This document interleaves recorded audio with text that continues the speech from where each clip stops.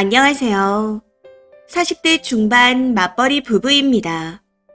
시댁과는 나쁘지 않은 사이를 유지하며 지내왔습니다. 인터넷 이야기 속에서처럼 독하게 시집살이를 시키는 것도 아니었고 그냥 명절에 음식하고 뒷정리하는 정도로 평범한 시댁이었습니다. 그런데 얼마 전 생각지도 못했던 말을 전해들었네요. 지난 추석 때 형님은 특근이 있어 시가에 오지 못했었고 저는 딱히 일이 없어 추석 연휴에 맞춰 시댁에 갔습니다. 형님은 추석이 끝나고 한 주 있다가 다녀왔고요. 그동안 명절에는 형님과 같이 음식을 했었지만 올해 추석은 안 오셨기에 저 혼자 음식을 하게 되었습니다. 저희 시댁은 제사가 없어 명절에 동태전, 동그랑땡, 산적, 갈비찜, 잡채 이렇게 음식을 합니다. 그건 지난 추석에도 동일했고요. 해서 이 음식들을 전부 저 혼자 하게 되었죠. 저는 제가 좋아하는 거라 진짜 신이 나서 열심히 부쳤고 잡채는 어머님이 좋아하시는 거라 신경 써서 했습니다. 그리고 갈비찜은 애들이랑 남편이 좋아하는 거라 나름 노력했었고요. 다 손이 많이 가는 음식이지만 워낙 요리하는 걸 좋아하는지라 시간 가는 줄 모르고 했습니다. 누가 도와주진 않았지만 신경 쓰지 않았어요. 사실 제가 혼자 요리하는 걸 좋아하는지라 누가 옆에서 같이 요리하는 걸 그닥 좋아하지 않거든요. 그래도 도와주시면 그것도 그냥 감사했을 겁니다.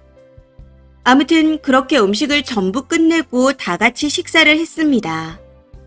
제 생각에 음식이 나쁘지 않았던 것 같아요.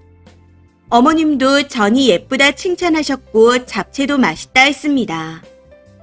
애들도 갈비찜이 부드럽고 맛있다고 잘 먹었고 남편도 음식이 다 맛있었다 했습니다. 혼자 음식하느라 고생했다며 고맙다고 했었죠. 그냥 전체적으로 분위기도 좋았었고 저는 나쁘지 않은 명절이라 생각했습니다.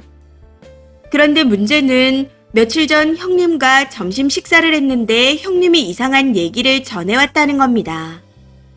제가 추석 내내 표정이 안 좋았다고 어머님이 형님한테 말했다 하더라고요. 뿐만 아니라 저는 맛이 없어 부치지 말고 사오라고 할 거고 잡채도 간이 너무 세서 별로였답니다. 이런 식으로 말씀하시면서 음식도 너무 많이 남아 처치곤란이라며 짜증을 내셨다네요. 이 말을 듣는데 너무 당황스럽더라고요. 제가 생각했을 땐 전체적인 분위기가 나쁘지 않았거든요. 조금 과장해서 전도 예쁘고 잡채도 맛있다면서 침이 마를 정도로 칭찬을 하셨는데 정반대의 말을 전해들으니 당황할 수밖에요. 그리고 저는 당시 제 표정이 나쁘지 않았다고 생각합니다. 물론 혼자 많은 음식을 하다 보니 요리를 좋아하는 저라도 힘들었던 건 사실이었기에 저도 모르게 조금 인상을 썼을 수도 있을 겁니다. 그런데 그게 오래 가진 않았을 거예요. 다들 음식을 먹으며 잘했다, 맛있다, 고생했다 말씀해 주셨기에 오히려 기분이 좋았거든요.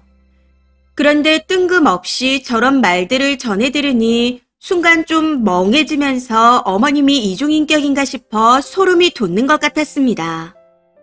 그걸 굳이 말로 전해주는 형님도 별로였고요. 아무튼 잠시 멍해진 머릿속을 정리하고 난 후 그러셨대요. 난 기분 안 나빴는데. 그래도 다음 명절에는 저는 안 부쳐도 되니 좀 편하겠어요. 하고 말았는데 집에 와서 다시 한번 생각하니 너무 짜증이 나는 겁니다. 그래서 얼마 전부터 김장을 하신다고 날짜를 말씀해 주셨는데 이번 김장은 안 가겠다 했습니다. 계속 체증이 있었는데 더 심해져서 못 가겠다 했네요. 남편한테도 너무 속이 안 좋다고 밥 냄새도 싫다고 하니 혼자 다녀오겠다고 합니다. 사실 김장이 힘든 건 없어요. 저희가 시댁에 도착하면 시부모님이 고모님들과 다 절여놓은 상태라 저희는 저희 먹을 것만 만들어서 담아오거든요. 그냥 보쌈 만들어서 먹고 놀다 오는 정도라 힘든 건 전혀 없습니다. 근데 저런 말을 전해 들으니 앞으로 최소 몇 달간은 어머님을 뵙고 싶지 않습니다. 해서 다음 명절에도 일이 있다 핑계대고 가지 않는 쪽으로 생각 중이네요. 이런 생각하는 제가 쪼잔한 걸까요? 아무리 생각해도 짜증나서 답답한 마음에 글을 써봅니다. 댓글입니다. 첫 번째, 형님이 질투나서 거짓말하는 것일 수도 있어요. 저 같으면 미친 척하고 시어머니한테 바로 얘기합니다. 형님이 이런 말을 하던데 어머님은 맛있다고 좋아하지 않으셨어요? 뒤에서 다르게 말씀하시니 불편해서 뵙기 싫어지네요. 하고 그냥 대놓고 말씀하세요. 반응이 어떻게 나오는지 보고 결정하세요. 두 번째, 몇 년 전에 딱 쓰니와 같은 일을 겪었습니다.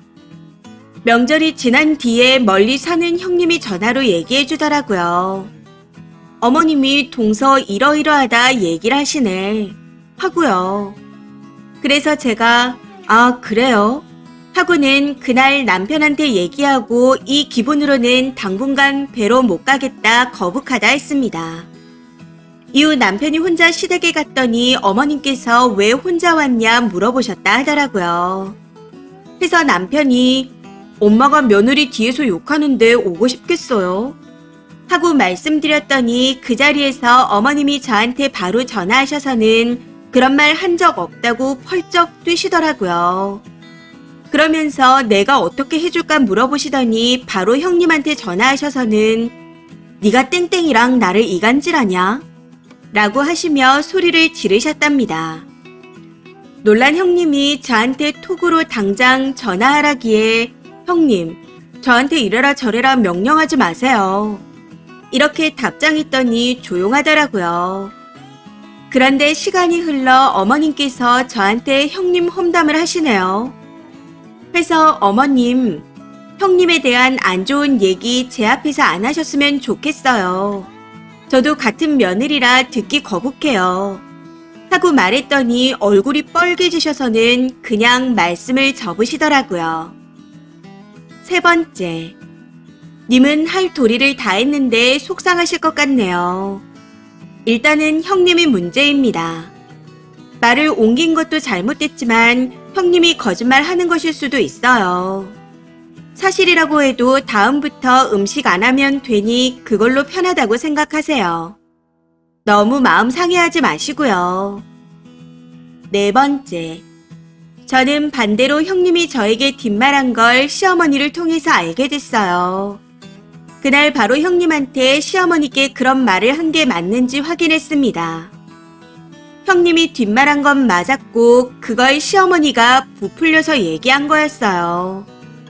그래서 형님한테는 앞으로 저한테 얘기하시라 하고 어머님한테는 말 전하지 마시라고 했습니다. 오해 살 수 있다고요.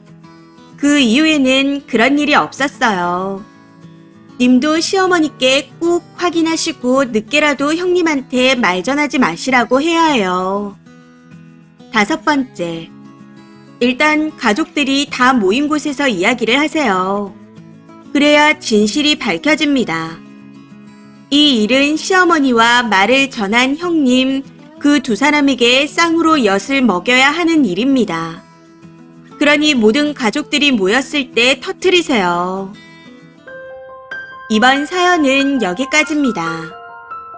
시청해주셔서 감사합니다.